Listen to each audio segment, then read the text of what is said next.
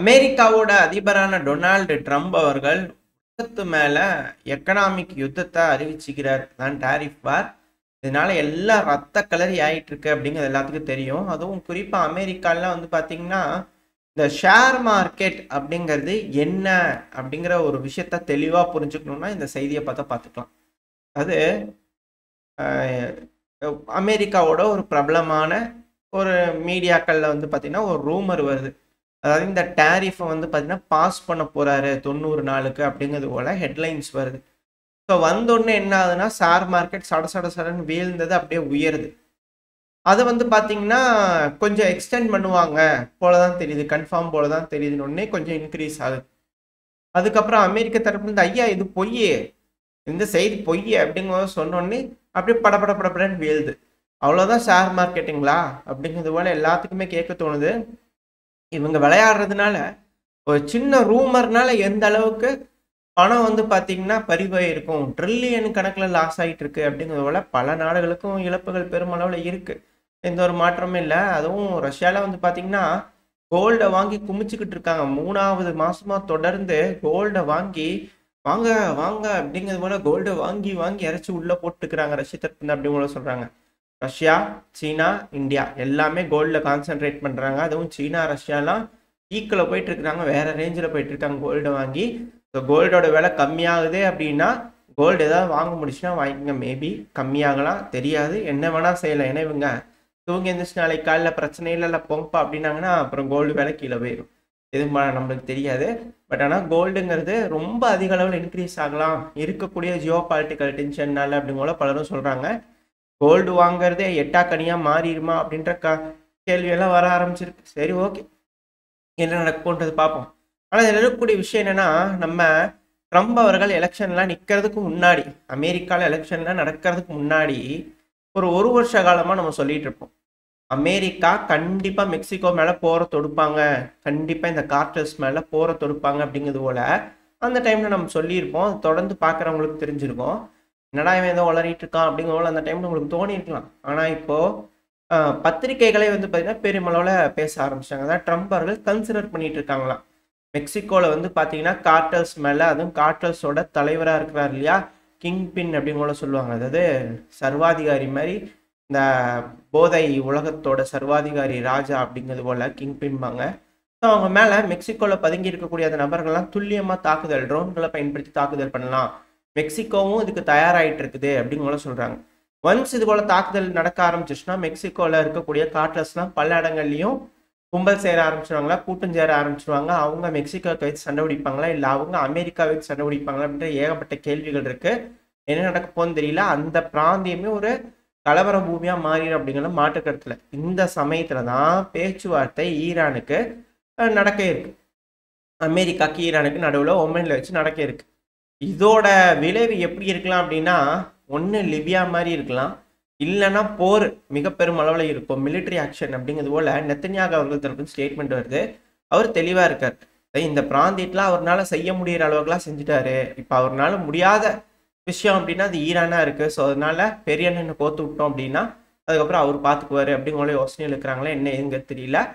இந்த பிராந்தியத்தில் மிக பெரும் பிரச்சனை ஆக போகுது. இதுக்கு ரஷ்ய தரப்புன்னு சொல்லிக்கிறாங்க, இன்கேஸ் ஏதோ ஒரு கான்ஃப்ளிக்ட் வருதுன்னா அது வராமல் தடுப்போம், இன்கேஸ் வந்துச்சுன்னா அதை கண்டினியூ ஆகாமல் தடுக்கிறதுக்கான எல்லா வேலைகளும் செய்வோம், ஆனால் மிலிட்ரியாக அனுப்ப மாட்டோம் அப்படிங்கிற ரஷ்ய தரப்புன்னு சொல்லிக்கிறாங்க. ஆனால் சீனா, ஈரானோட கதை வேற, அது அவங்களோட இது அப்படிங்கிற சொல்கிறாங்க.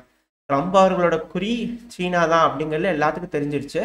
ஏன்னா அதில் தைவானை வந்து பார்த்தீங்கன்னா ஒரு நாடு அப்படிங்கிறத அங்கீகரித்தது மட்டும் இல்லாமல், அந்த இதில் போட்டது மட்டும் இல்லாமல் டிஃபென்ஸ் பட்ஜெட்டை 1 ட்ரில்லியனுக்கு இன்க்ரீஸ் பண்ணிக்கிறார். ஸோ அமெரிக்காவோட டிஃபென்ஸ் பட்ஜெட்டை குறைச்சிக்கலாம், எல்லாரும் குறைங்கன்னு கேட்டாங்க. ரஷ்யா சரின்னு சொன்னாங்க. ஆனால் அமெரிக்காவோட ரெக்வஸ்ட் சீனா ஏற்க மறுத்ததுனால இப்போ $1 ட்ரில்லியன் யாருமே யோசிச்சு பார்க்க முடியாத அளவுக்கு பணத்தை டிஃபென்ஸை இன்வெஸ்ட் பண்ண போறாரு. இதனால எந்த அளவுக்கு ஆயுத உற்பத்தி திறனை அமெரிக்காவில் அதிகரிக்க போறாங்க. இதனால கண்டிப்பா போர் தானா, போர் பதட்டம் மிக பெரும் அளவில் எல்லாத்துக்குமே தொடுத்துக்குச்சு அப்படிங்கிறதான் இதில் இருக்கக்கூடிய விஷயம். ஸோ இவர் டிஃபென்ஸ் பட்ஜெட் இன்க்ரீஸ் பண்ணுறது அமெரிக்காவில் பண்ணுறாங்க அப்படின்னாலே பல நாடுகளுக்கும் பிரச்சனை தான். ஸோ என்ன முடிவுகள் எடுக்க போறாரு, என்ன செய்ய போறாரு, இந்த உலகம் என்னத்தை பார்க்க போகுது அப்படிங்கிறத வெயிட் பண்ணி பார்த்தலாம். அப்படியே நம்ம ரஷ்யா உக்ரைன் பிரச்சனைக்கு வந்துட்டோம்னா, ஜெலன்ஸ்கி அவர்கள் எப்பவும் போல ஒரு விளாக் போட்டுக்கிறாரு. ஸோ இந்த விளாக்ல வந்து என்ன சொல்லிக்கிறாங்கன்னா, சிரிஸ்கி அவர்கள்ட்ட பேசியிருக்கிறேன். ஃப்ரண்ட் லைன்லாம் சூப்பராக இருக்குது, எந்த பிரச்சனையும் இல்லை, தொடர்ந்து எதிரிகள் தாக்கிட்டே தான் இருக்கிறாங்க. ஆனால் நம்ம எங்கிருந்து போர் வந்ததோ அங்கேயே கொண்டு போய் விட்டுறணும், அதெல்லாம் நம்ம தெளிவாக இருக்கிறோம். பெல்கிராட் பகுதியில் நல்லா சண்டை பிடிச்சிட்டு இருக்கிறாங்க, முன்னேறிக்கிட்டு தான் இருக்கிறாங்க அப்படிங்கிறது போல இவங்க தரப்புன்னு சொல்கிறாங்க. ஆனால் இந்த பெல்கிராட் பகுதியில் பொம்பிஃப்கா இந்த பகுதி தான் ஃப்ரண்ட் லைனில் இருக்கக்கூடிய ஒரு வில்லேஜ். அந்த வில்லேஜோட என்ட்ரன்ஸில் வந்து பார்த்தீங்கன்னா ரஷ்யா இருக்காங்க, நாங்கள் அவங்க மேலே தாக்குதல் பண்ணுறோம், ட்ரோன் வீடியோ விட்டுக்கிட்டு இருக்கிறாங்க. இவங்க எங்கே போய் எதை பிடிச்சாங்க என்ன பிடிச்சாங்க அப்படிங்கிறது தெரியல. ஆனால் டெம்டியூப்கா பகுதியில் பாதிக்கு மேலே பிடிச்சிருக்காங்க அப்படிங்கிற செய்திகள் வருது, என்ன எதுங்கிறது தெரியல. அதே போல் வந்து பார்த்தீங்கன்னா ரஷ்யா இந்த சுமி பகுதியில் முன்னேறிட்டு இருக்காங்க. இந்த பெசிபிக்காவுக்கு கீழே வந்து பார்த்தீங்கன்னா லொக்னியா அப்படின்னு ஒரு பகுதி இருக்கு, அந்த பகுதியில் ரஷ்ய வீரர்கள் முன்னேறினாங்க, சில உக்ரைனோட வீரர்களை பிடிச்சாங்கன்னு சொல்லியிருந்தோம் இல்லையா. ஸோ இப்போ அந்த பகுதியில் வந்து பார்த்தீங்கன்னா உக்ரைனோட வீரர்கள் முன்னேறி போய் சில ரஷ்ய வீரர்களை பிடிச்சிருக்காங்க அப்படிங்கிற செய்திகள் வந்துகிட்டு இருக்கு. ஏதாவது வீடியோ பதிவுகள் ஏதாவது அடுத்த பையில பார்க்க ஆரம்பிக்கலாம். ஸோ அப்படியே வந்து பார்த்தீங்கன்னா கொஞ்சம் கீழே வந்தோம்னா கெத்ரினிவ்கா. ஸோ இது எங்கே இருக்குன்னா லுஹான்ஸ்க் டொனஸ்க் பார்டரில் இருக்கக்கூடிய பகுதி, டொனஸ்கோட ஒரு பகுதி தான் இது. ஸோ இந்த பகுதி ரொம்ப ரொம்ப முக்கியம், ஏன்னா பேட்டில் ஆஃப் லிமன் ஆரம்பிச்சிருச்சு அப்படிங்கிறதுக்கான அறிகுறி இதுதான். சிலர்லாம் வந்து பார்த்தீங்கன்னா ரஷ்யாவோட அஃபென்சிவ் ஆப்ரேஷன் ஆரம்பிச்சிருச்சுங்க, இன்னுமா தெரியல உங்களுக்கு அப்படிங்களும் பலரும் சொல்லிட்டு இருக்காங்க. ஆனால் இல்லை, ப்ரிப்பேர் ஆகிட்டு இருக்கிறாங்க அப்படிங்களும் சொல்கிறாங்க, என்ன நடக்கும் தெரியல. பட் ஆனால் இந்த கத்னிவ்கா பகுதியில் வந்து பார்த்தா ரஷ்ய வீரர்கள் பிடிச்சிட்டாங்க. இது ஒரு பெரிய வீடியோ பதிவு, நான் கட் பண்ணி சில பகுதிகள் மட்டும் காட்டுறேன்.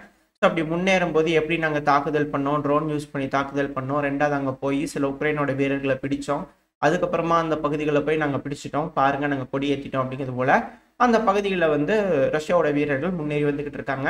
அது மட்டும் இல்லாமல் அந்த வீடியோலேயே அந்த கத்னிவ்காலையும் முன்னேறி போய் பக்கத்தில் இன்னொரு வில்லேஜ் இருக்கு, நம்ம இப்போ மேப்பில் பார்ப்போம் என்ன சொல்ல வரேன் அப்படிங்கிறது உங்களுக்கு தெரியும். நம்ம இவ்வளோ நேரம் சொல்லிட்டு இருந்தது வந்து பார்த்தீங்கன்னா உக்ரைனோட டொனஸ்க் லுஹான்ஸ்க் பார்டர் பகுதி, அது கர்கிவ், இந்த மூணுமே இருக்கக்கூடிய பகுதிகள். ஸோ நான் ஜூம் பண்ணுறேன் இல்லையா, ஸோ இந்த பகுதிகள் தான்.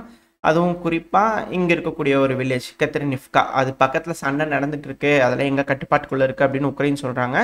பட் ஆனால் இந்த பகுதிகளில் தான் வந்து பார்த்தீங்கன்னா ரஷ்ய வீரர்கள் சண்டை பிடிச்சி உக்ரைனோட வீரர்களாக பிடிச்சிருந்தாங்க, அவங்க கட்டுப்பாட்டுக்குள்ள எடுத்திருக்காங்க. அதுவும் குறிப்பாக இங்கே இருக்கக்கூடிய வீரர்கள், இங்கே இருக்கக்கூடிய பகுதி இந்த க்ரீன் கலரில் இருக்கே அது என்ன அப்படிங்கிறது போல் புதுசாக வர நபர்களுக்கு சந்தேகம் இருந்துச்சுன்னா, இந்த க்ரீன் கலருங்கிறது வந்து பார்த்தீங்கன்னா இதுக்கு முன்னாடி ரஷ்யா அவங்க கட்பாட்டில் வச்சுருந்தாங்க. அந்த 2022 ஒரு அஃபென்சிவ் ஆப்ரேஷன் பண்ணாங்க இல்லையா, ஸோ அந்த டைமில் அதுக்கப்புறம் பின்வாங்கி போயிருந்தாங்க, இப்போ திரும்ப ஒரு அஃபென்சிவ் ஆப்ரேஷன் எடுத்திருக்காங்க. ஸோ அதுதான் இங்கே இருக்கக்கூடிய இது. இதில் என்னென்னா இந்த கத்ரினிவ்கா பகுதியை மட்டும் பிடிக்காமல் இங்கிருந்து வந்து பார்த்தீங்கன்னா முன்னேறி போய் இங்கே நோவியோட என்ட்ரன்ஸ் இருக்கு இல்லையா, மரவரிசைகள், ஸோ அந்த பகுதியெல்லாம் போய் பிடிச்சிட்டாங்க, ஜங்ஷனை பிடிச்சிட்டாங்க அப்படிங்கிற சொல்கிறாங்க நோவ்.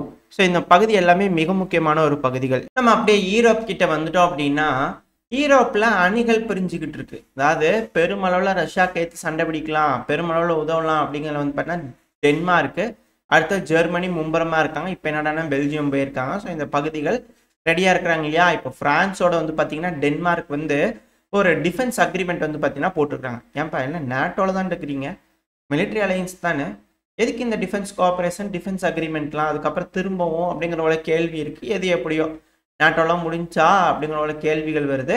ஆனால் இப்போ ஃப்ரான்ஸும் டென்மார்க்கும் வந்து பார்த்தீங்கன்னா டிஃபென்ஸ் கோஆப்ரேஷன் அக்ரிமெண்ட்டில் வந்து பார்த்தீங்கன்னா கையெழுத்து போட்டுருக்காங்க. அட் த சேம் டைம் இன்னொரு இடத்துல வந்து பார்த்தீங்கன்னா டிஃபென்ஸ் பேக் சைன் ஆகிட்டு இருக்கு.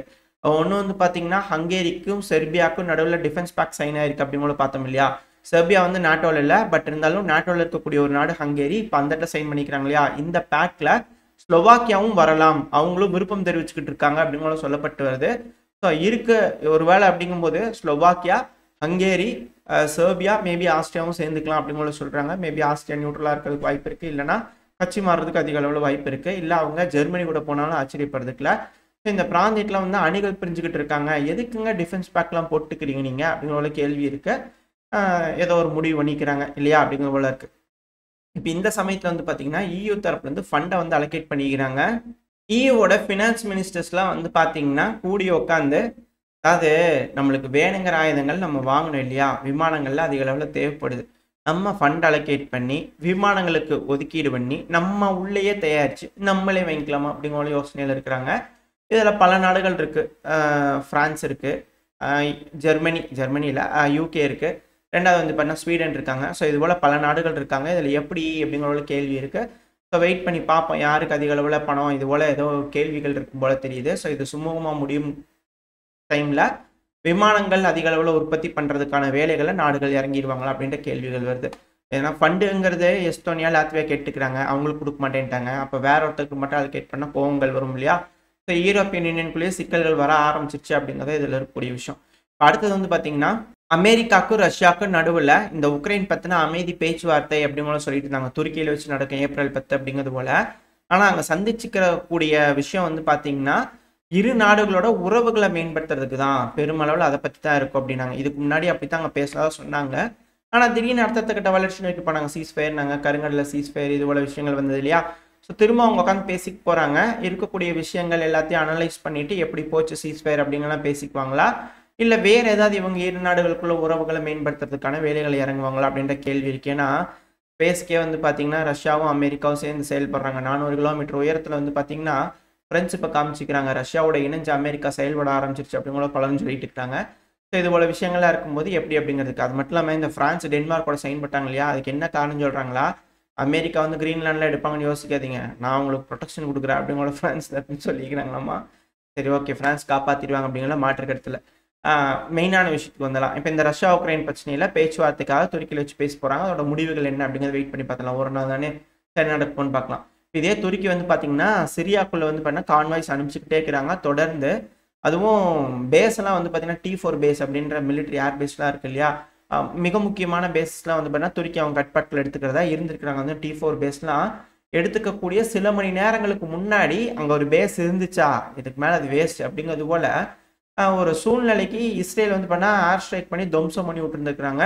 ஸோ துருக்கியோட பிரசன்ஸ் அந்த இடத்துல பெருமளவில் இருக்கிறது இஸ்ரேலுக்கு ஏனோ பிடிக்கல. அதனால பெருமளவில் தாக்குதல் பண்ணிருக்காங்க. ஆனா இதே துருக்கியை பேஸ் பண்ணி தான் யூரோப்ல இருக்கக்கூடிய நாடுகள் பெருமளவில் கனா கண்டுகிட்டு இருக்காங்க. இந்த துருக்கிக்கு எகெயின்ஸ்டா அமெரிக்கா காய்நகர்கள் செய்யுமா? இல்லை இது போல இஸ்ரேல் செய்யறதுனால துருக்கி இஸ்ரேலுக்கு எதிராக ஏதாவது முடிவுகள் எடுப்பாங்களா அப்படின்ற கேள்விகள் இருக்கு. என்ன நடக்கும்ன்றது வெயிட் பண்ணி பார்த்துடலாம். எல்லாமே இந்த அமெரிக்கா, ஈரானோட பேச்சுவார்த்தையில தான் இருக்கு அப்படின்னு பல அனலிஸ்ட் வந்து கருத்துக்கள் இருக்கு. அட் த சேம் டைம் வந்து பாத்தீங்கன்னா, யமன் ஹவுதிஸ் மேல தாக்குதல் பண்ணிக்கிறாங்க. 14 பேர்த்துக்கு மேல காயமடைஞ்சிருக்கிறதா சொல்லியிருக்கிறாங்க. குழந்தைகள் உட்பட பலரும் காயமடைஞ்சிருக்காங்க அப்படிங்கிற போல செய்திகள் வந்துட்டு இருக்கு. தினம்தோறும் தொடர் தாக்குதல்கள் நடந்துட்டு இருக்கு. இந்த சமயத்துல யமன் ஹவுதிஸ் மேல ப்ரோ கவர்மெண்ட் ஃபோர்ஸ் வந்து பார்த்தீங்கன்னா எந்நேரமும் தாக்குதல் செய்யலாம் அப்படிங்கிறதோட சொல்லப்பட்டு வருது. ஒரு வேளை சவுதியோட தலைமையில் வந்து பார்த்தீங்கன்னா ஒரு தாக்குதல் இருக்குமா அப்படின்ற கேள்விகள் வருது. திரும்பவும் இந்த பிராந்தியத்தில் போர் ஆரம்பிச்சிருமா? ஒரு வேளை அந்த பேச்சுவார்த்தைகள் தோல்வி அடையுது அப்படிங்கிற பட்சத்தில் சவுதி, யமன் ஹவுதிஸ், ஈரான், அமெரிக்கா இது போல நாடுகள்லாம் இங்கே போர்க்களத்துக்குள்ளே குதிச்சுடுவாங்களா அப்படின்ற கேள்விகள் இருக்குது. என்ன நடக்கும்ன்றதை வெயிட் பண்ணி பார்ப்போம். ஓரளவுக்கான தகவல்கள் இந்த பதில பார்த்துருப்போம்னு நினைக்கிறேன். இதோட இந்த பதிவு நான் முடிச்சுக்கலாம். இந்த பதிவு எப்படி இருந்துச்சு, உங்களுக்கு பிடிச்சிருக்கா? பிடிச்சிருந்தா லைக் பண்ணிட்டு உங்க ஃப்ரெண்ட்ஸ் நம்மளோட ஷேர் பண்ணிக்கோங்க. அது கூட மறக்காம இந்த பதிவு பற்றி உங்களோட கருத்துக்களை கமெண்ட் செக்ஷன்ல சொல்லுங்க. இந்த பதிவு நல்லா இருக்குன்ற நம்பிக்கையில் அடுத்த போய் உங்களை சந்திக்கிறேன். அது வரைக்கும் ஸ்டே சேஃப். பை.